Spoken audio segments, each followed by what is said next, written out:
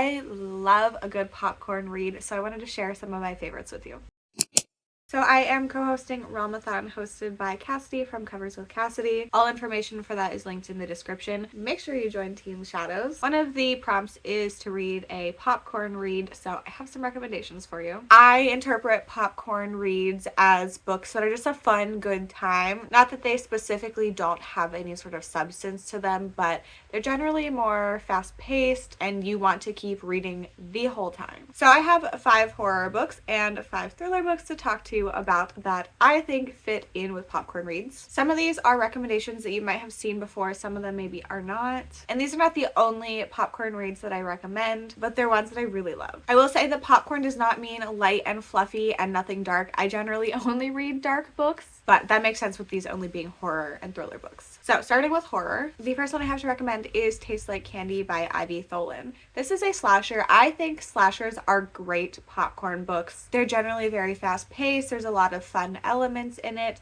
and this one is no different. I will say the slashing in this one does not take place until halfway into the book, but I think it works really well for this one because you are being set up to really like these characters and care about them when the inevitable slashing happens. So then when the terrible things are going on, you are still really rooting for these characters and you feel invested, and it's not just like, oh, who cares, because I don't know anything about them. So we are following a group of friends who are about to be seniors in high school, and they are picked to do this senior scavenger hunt. There are a few that are hand selected every year to be a part of this, and this year it is taking place at the local amusement park. It's not abandoned or anything, but it's the off season and it's going to be happening at night, so nobody is there when they get there except for the security guard. They are split up and things start to go wrong. This one I was so invested in. I thought that there were a lot of really fun moments in here. Like, I wanted to keep reading to see what unique scenes were coming up with the slashing. I just had such a fun time with this one. Next up, I have The Caro Haunt by Darcy Coates. This is a haunted house story. We are following a woman who works at a haunted house as a tour guide, and somebody approaches her and was like, hey, can I pay you and have you as our tour guide for this research trip that we have? It's a week long. You would get paid for the whole time. I have different experts coming in to help me with this. And she agrees, and they end up getting stuck in this haunted house. There is a storm that comes in and they cannot escape, and things very quickly start to go wrong. Doors are opening on their own. There's these seances that are not going as planned, and it seems like the house might be haunted by the original owner, who happened to be a serial killer. Next is Curse of the Reaper by Brian McCauley. This is one that is a very psychological one. We are following a character who is an actor in this very famous slasher movie franchise, and he's getting older and he realizes that he's being replaced. The franchise is coming back, but he is no longer playing the main villain anymore, and he's really struggling with that, feeling like he's not good enough anymore and all of this. And then he starts to get these thoughts that are maybe not his own, but maybe they are, but they sound an awful lot like the Reaper, the character that he played in the movies. So he can't really tell if he is doing some extreme version of method acting without realizing it, or if he's really being taken over by the Reaper. This one feels very unique. It kept my attention the whole time. There was a lot of very interesting stuff going on, and it has an incredible audiobook. Next up is the novella This Is Where We Talk Things Out by Caitlin Marceau. I know I've been talking about this one a lot recently, but I had so much fun reading this. We are following our main character Miller, and her fiance Florence are about to get married, and Miller has a very strained relationship with her mom Sylvie, but she decides before the wedding she wants to reconnect with her and have a relationship moving forward, so she agrees to spend the weekend with her at a cabin, and they're going to discuss things, kind of work things out, and have a better relationship moving forward. Very quickly, Miller realizes this is not going to happen. She gets to this cabin,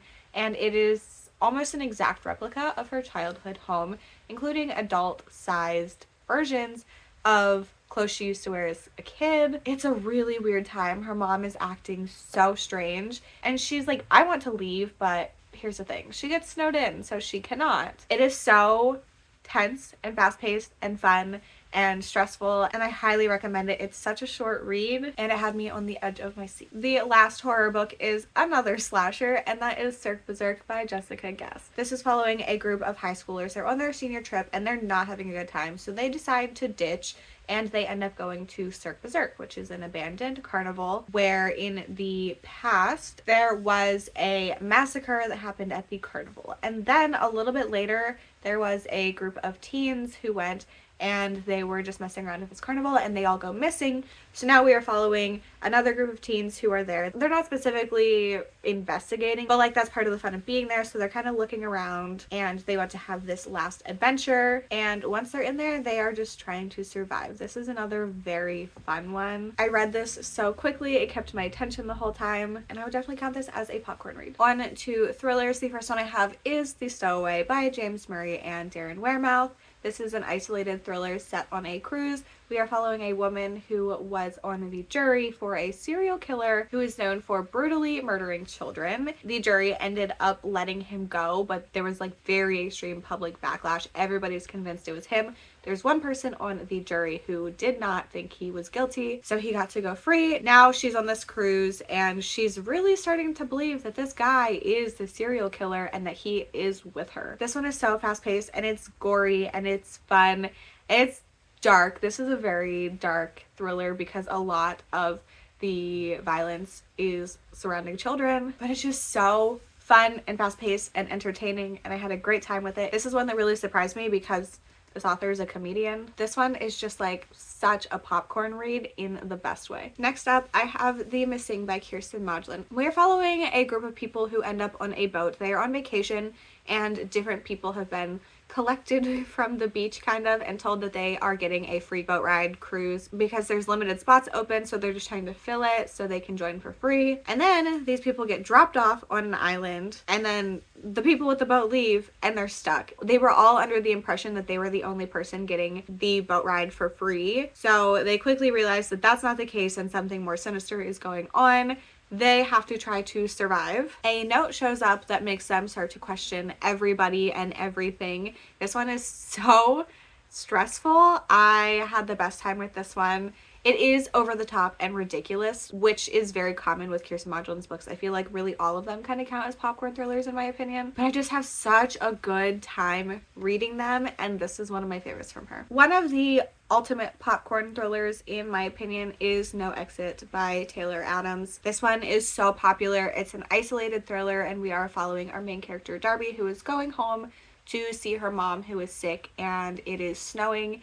She pulls over at a rest stop because it's not safe to drive and she just needs to take a break, and she sees a child caged in the back of one of the vehicles, and obviously somebody that is inside has this kid in their van. So she tries to rescue this kid, but it's a very unsafe situation because she literally cannot go anywhere. So she's trying to get this kid out of the crate and also figure out who has taken this child and trying to survive. This one made me so stressed while reading it. It's so intense and there's always things going on. This one is so bingeable. It's incredible. And if you have not read this one yet, you need to. Next up, I have The Family Game by Catherine Stedman. This is following a woman who is recently engaged and her husband's family is a bit interesting.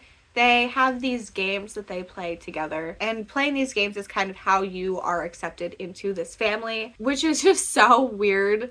Rich people, what are they doing? But it's entertaining to read about. So she is playing these games, dealing with that, also dealing with the fact that she is a writer and her career is not going very well. And then her future father-in-law is like, hey, I'm also a writer and I recorded my book, so I have an audiobook for you to listen to and I would like you to listen to it and give me feedback.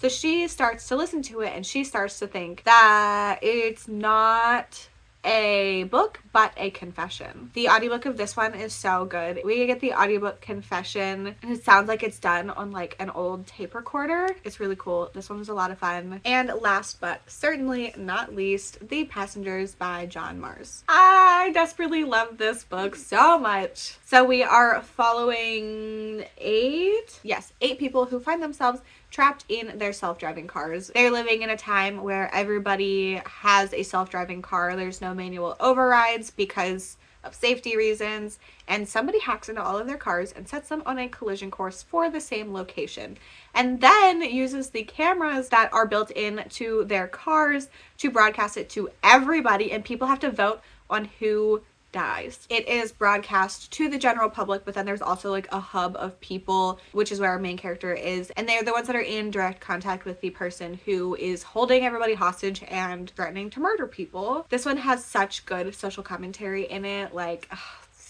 it's so interesting. There's always things happening. It's so fast paced. It's such a great read. Like, I read this in one night. So these are some of my favorite popcorn reads. Popcorn reads are some of my favorites. I want to be entertained. I want things to be fast paced. 3 of these made it on my favorites list of 2023. They're just so fun and really remind me about why I love reading. These are not the only popcorn reads that I love, but they are some that I wanted to recommend to you. If you have any recommendations for fast paced horror and thriller books, please let me know in the comments. I'm always looking for more. Just a reminder, all details for Realmathon are linked in the description for you, and I would love for you to join Team Shadows. If you're looking for more recommendations, I just did a video talking about my 15 favorite horror books under 300 pages. If you've made it to the end and want to leave me an emoji to say you were here, you can leave me a vote for the missing. I hope you got some great recommendations. I will see you soon. Bye.